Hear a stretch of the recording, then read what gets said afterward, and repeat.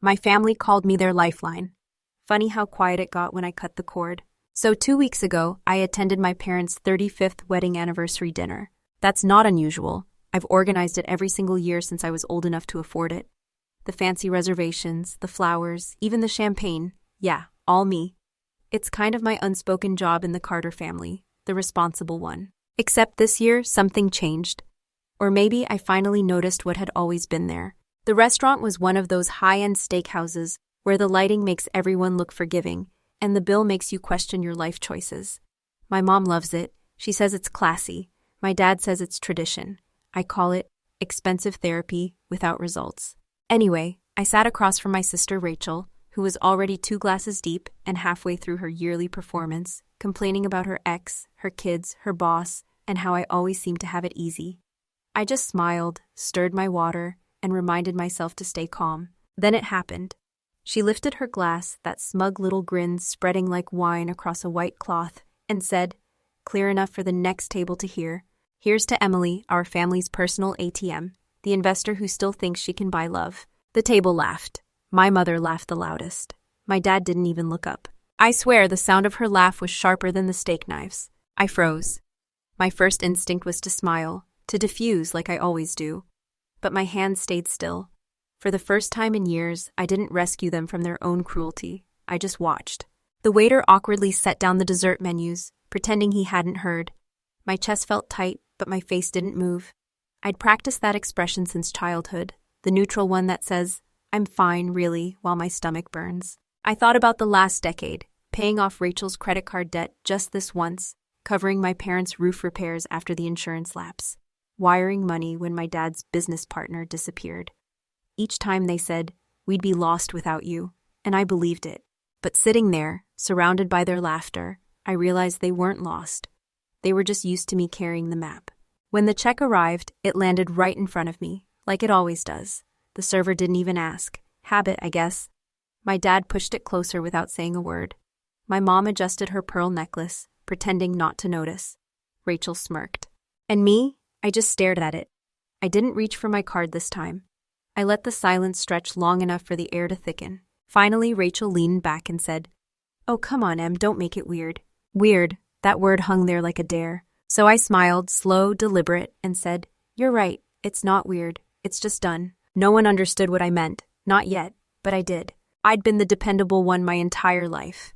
The fixer, the peacekeeper, the quiet hero of a family that never once said thank you. But that night, under the glow of overpriced chandeliers, I made a silent promise to myself.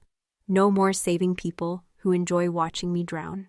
When I got up to leave, my mom called after me. "Emily, where are you going? We haven't taken pictures yet." I turned, smiled again, and said, "Maybe next year." Outside, the air was cold and clean. The city lights flickered like tiny alarms, warning me that something inside me had just shifted permanently. I could almost hear it, a click like a lock finally closing. I drove home with the radio off. My reflection in the window looked unfamiliar, steadier, maybe colder, but real. For the first time in a long time, I didn't feel guilty. I felt awake. And that's how the story really begins. So the night after that dinner, I couldn't sleep. I kept replaying Rachel's toast in my head, like a bad song on repeat. Every word hit harder the more I thought about it. Our family's personal 8. That line stuck like gum on my brain. I stared at the ceiling of my apartment, realizing I'd been funding people who didn't even respect me enough to hide their contempt. Around 2 a.m., I got up, made coffee, and opened the drawer where I keep every bank statement, contract, and tax document. Things I usually avoid because they remind me how tied to them I still was. The folder for my parents' house loan was right there. My name, bold and binding, under the words "cosigner." I remember when they asked me, Mom's voice sweet as syrup, "Just a formality, honey. You know how much this house means to us." I'd signed it that day, thinking I was doing the right thing, but that night, it looked different. It wasn't family. It was leverage. The next morning, I called the bank.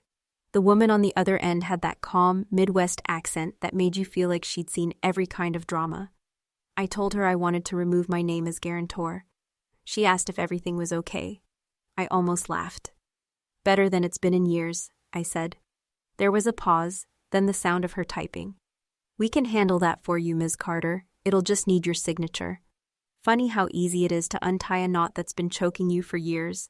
Just a few scribbles on a form. After work, I stopped by the branch. The air smelled like printer ink and lemon cleaner. The teller looked at the file, then at me. "You sure you want to do this?" she asked softly, like she was used to family drama showing up at her desk. "Completely," I said. She nodded, printed the form, and pointed where to sign. My pen didn't even shake. When she handed me the carbon copy, she said, "You're free from this one." Free. God, I hadn't heard that word in years without flinching. On the drive home, I passed the same steakhouse where it all started. The glow from its windows looked warm, almost kind, but I knew better. I pulled into a gas station, grabbed a notebook from the counter, and started writing down every debt I'd ever covered for them. Rachel's emergency car payment, $800. Mom's medical bill, that turned out to be a new set of patio furniture, $200. Dad's bridge loan for his consulting business, $4,600. I kept writing until the ink smudged under my hand. It wasn't about the money anymore. It was about seeing the pattern, the story they'd been telling me my whole life. You're the only one who can help. Later that night, my boyfriend Ethan came by. He took one look at the table covered in papers and said, "That bad?" I just nodded. I finally realized I'm not helping them. I'm enabling them. He sat down beside me, quiet for a while, then said, "So what now?" I showed him the signed document. "Now," I said, "I start cleaning house." Over the next few days, I went full detective. Credit reports, insurance policies, shared accounts, stuff I'd ignored for years because I trusted them. Big mistake.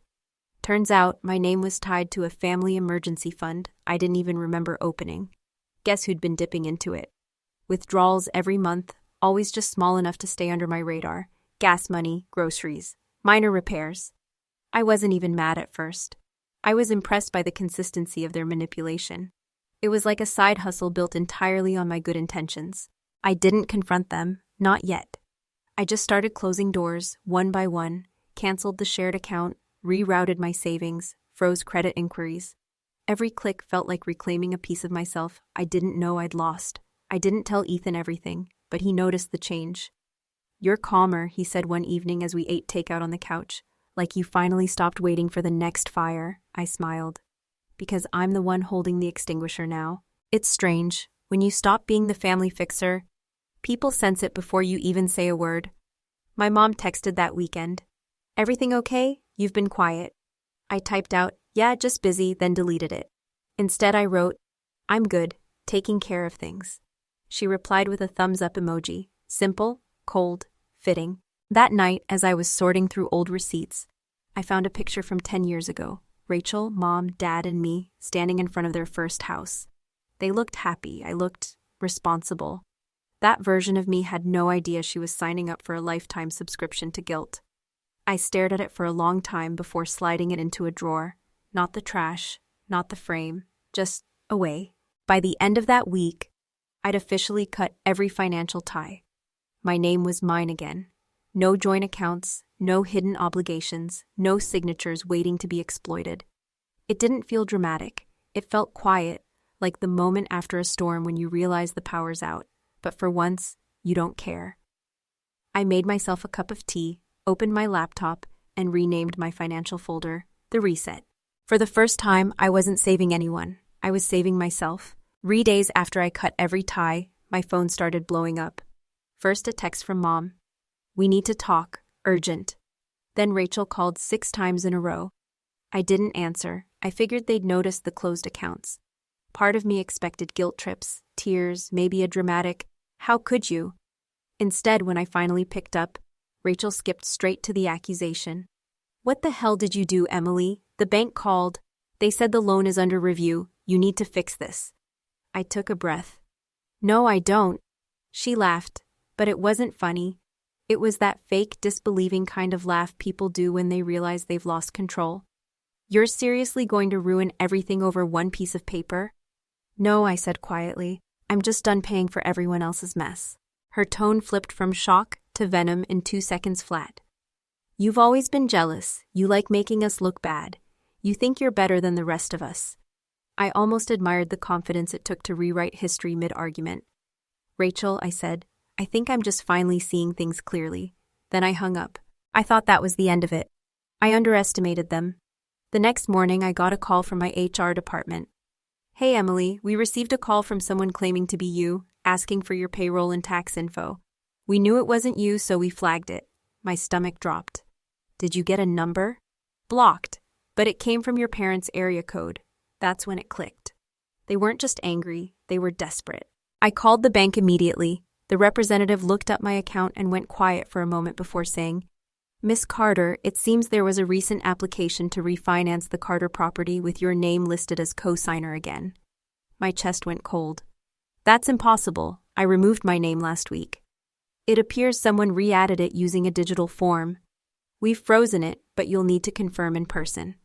I thanked her, hung up, and for a solid minute just sat there staring at nothing. My own family had committed fraud in my name. When I told Ethan that night, he didn't speak for a while. Then he said, "They've crossed into criminal territory." His calm voice made it feel real. "So what do you want to do?" he asked. "You want to fight?" I shook my head. "No, I want to end it."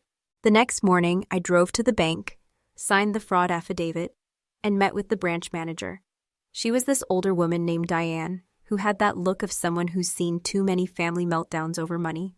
She asked, "Do you want to press charges?" I thought about it, about my mom's voice, Rachel's laugh, my dad's silence. "Not yet," I said, "but I want to make sure they can never use my name again."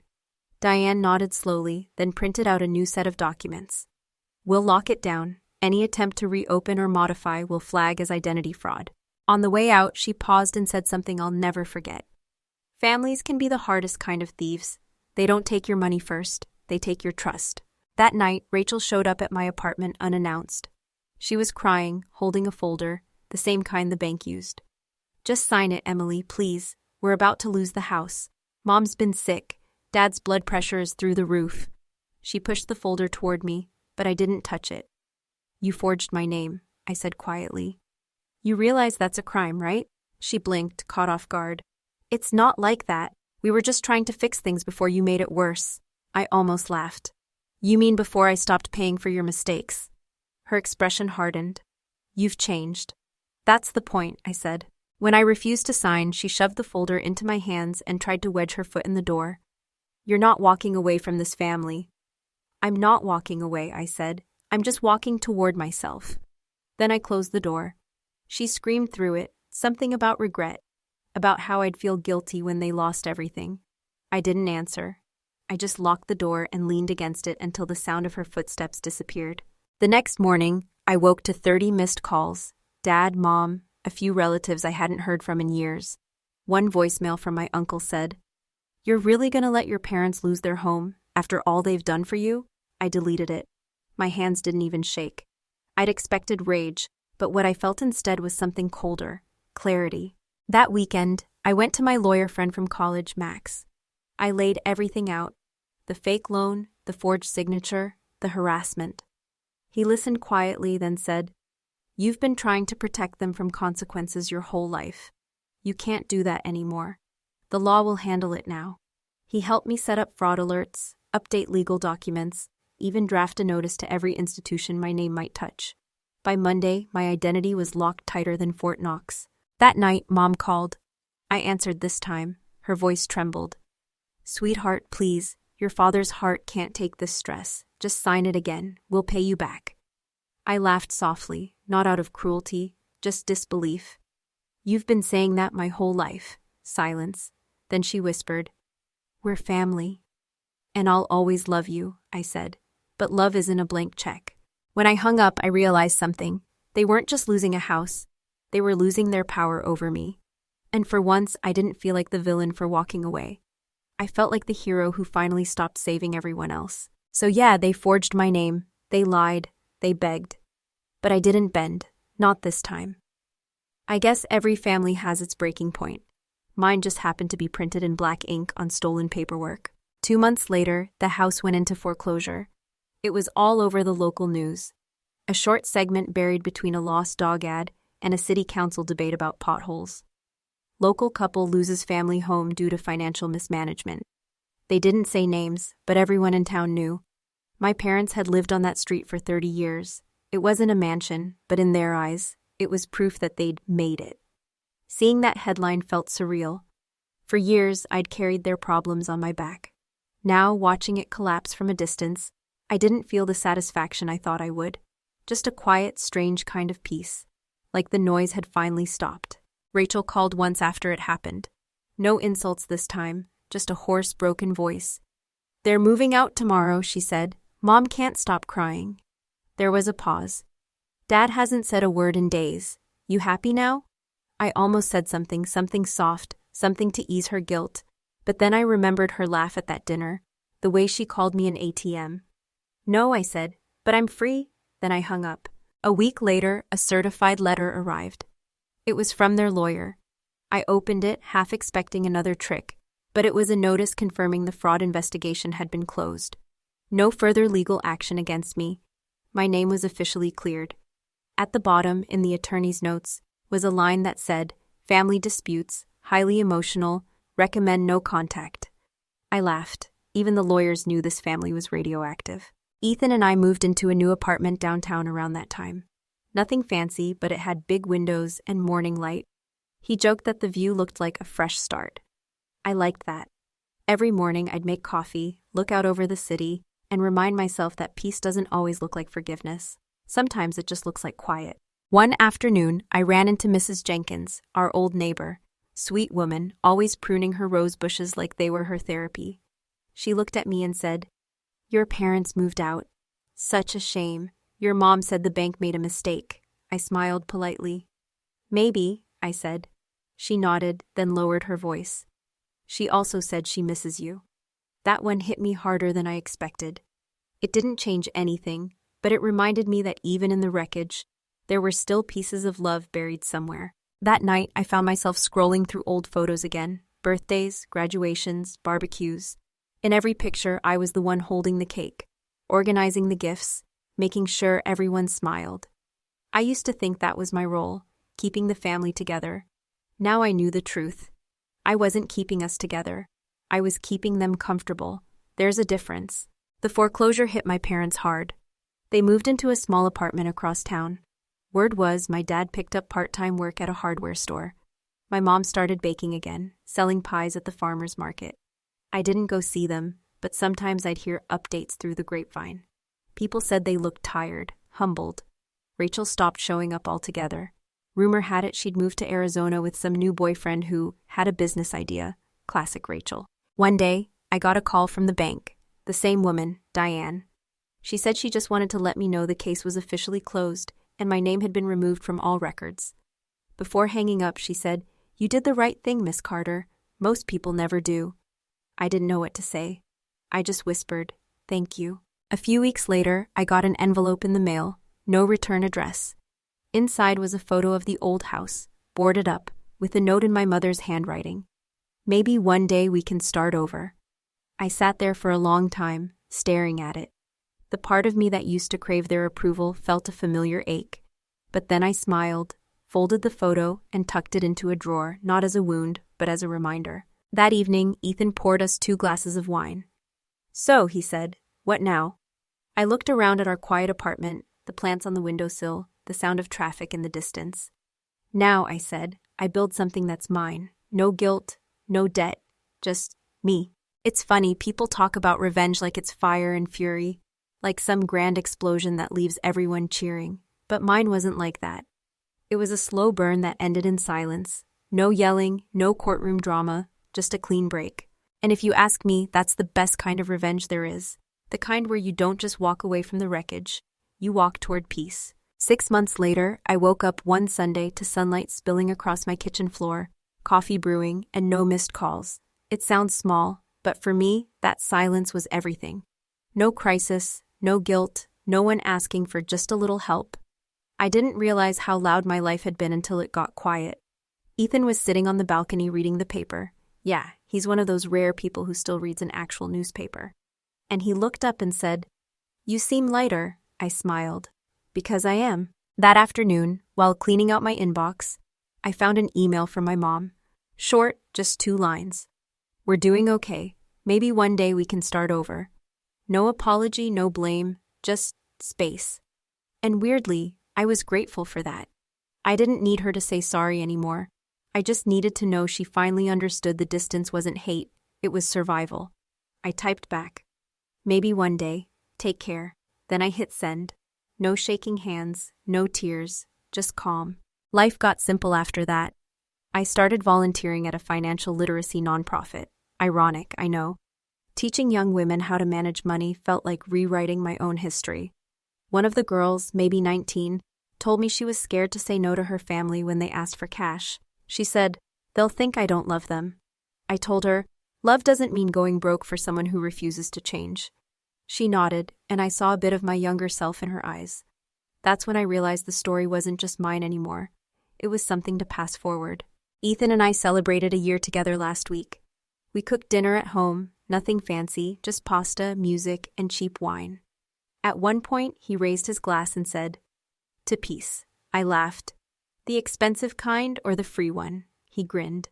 "The earned one." That toast hit harder than I expected.